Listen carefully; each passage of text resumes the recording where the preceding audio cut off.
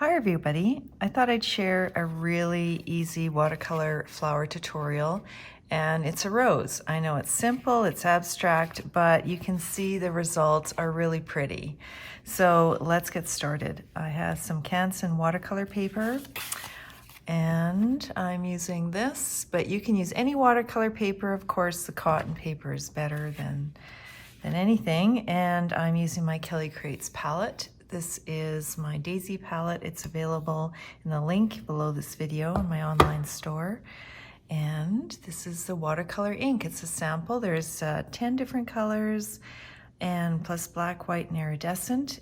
This is my warm palette, so you just drop the ink into there and add some water to dilute it. My palette's already ready to go. I have a brush. This is a size 7 round watercolor brush.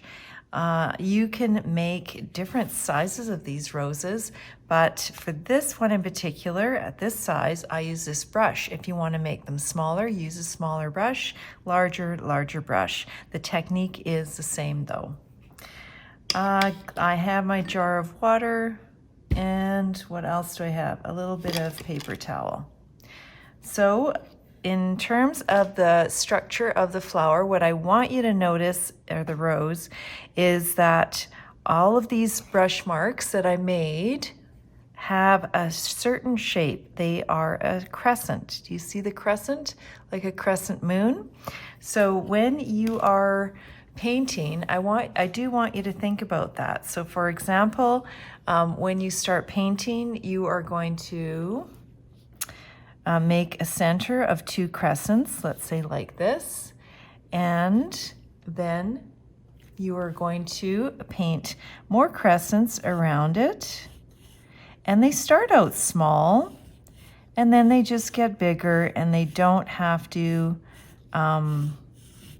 be, this doesn't have to be in the center. You can add more crescents down here. The crescents do not have to be like perfectly shaped.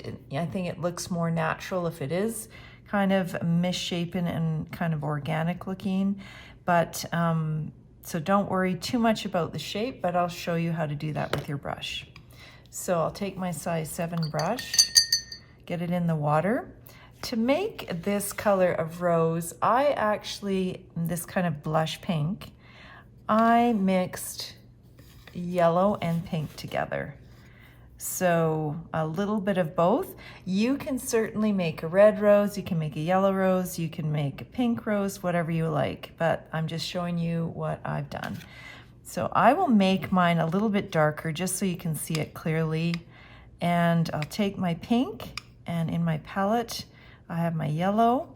I always have a little piece of paper to do a test on. And that to me looks a little bit too yellow. So I'm going to take a little bit more pink, and that's more of what I'm going for. Okay, this might be a little bit darker than what I've done on my cards, but it's still the same idea. Okay, what do? You pick up your paint on your brush. It's not super wet, but it has enough water on it. And then you start with your 2 crescents, your 2 tiny ones, just using the tip of your brush. Kind of 1, 2, one on the left and one on the right. And you can see there's a lot of water there, but that's okay. Because we are not going to dip our brush anymore. We're going to use the brush stroke like this, starting with a very light pressure. Push down, release, make that crescent like this, and keep on going with those crescents. And you can see they don't have to be perfect. You can put more pressure. The idea is they don't really touch each other though.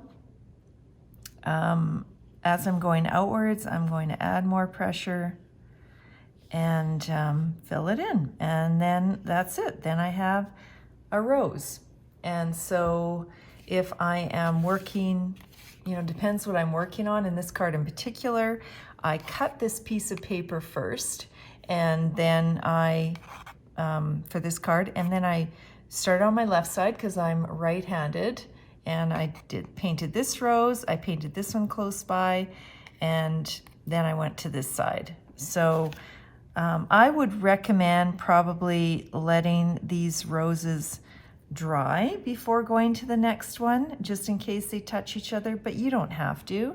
So let's say we were going to do another one beside it. I would maybe try to put it like not in a row, so I might start this center like this, and I also would make them different sizes. So the same process, the crescents, using your brush to paint the crescents, not, relying on many brush strokes, but just kind of a natural stroke of your brush. And this one is almost the same size, but you could, kind of bunch them together a little bit closer than that. And I'll try to make this one a little smaller. I actually tend to paint on the larger side. I don't know why, it's just the way it is. But okay, that's a little bit smaller. So you can see, you can just, stack these up, put them close together, and then let them dry completely, and then you would add some leaves. So in terms of the leaf, now I can see I added more because I couldn't leave that small, but that's okay. In terms of leaves, when you do stack these roses, you would just, I use something very light in color because these are quite light, so I don't want the leaves to be super dark. For example, you have to think about that when you are painting. If I have a soft colored rose, I'm not going to come in with this super dark green like this. I am going to come in with a lighter value of green that matches the overall tone and mood of what I'm painting. So I'm going to clean my brush first of all, and do a very simple leaf. And I will move this down here. I'll mix my teal and my green like this. And then just use your brush again to make the strokes and just add some leaves of different sizes. Don't make them all the same size. I have a bizarre tendency to do that, to make leaves different, the same size. I don't know why, it's just me. So I will always work on that, try not to do that so much. And you don't even have to make your leaves, you can make them look like they're tucked behind. You don't have to make them solid color, solid. You can leave a little, you see that little line in there?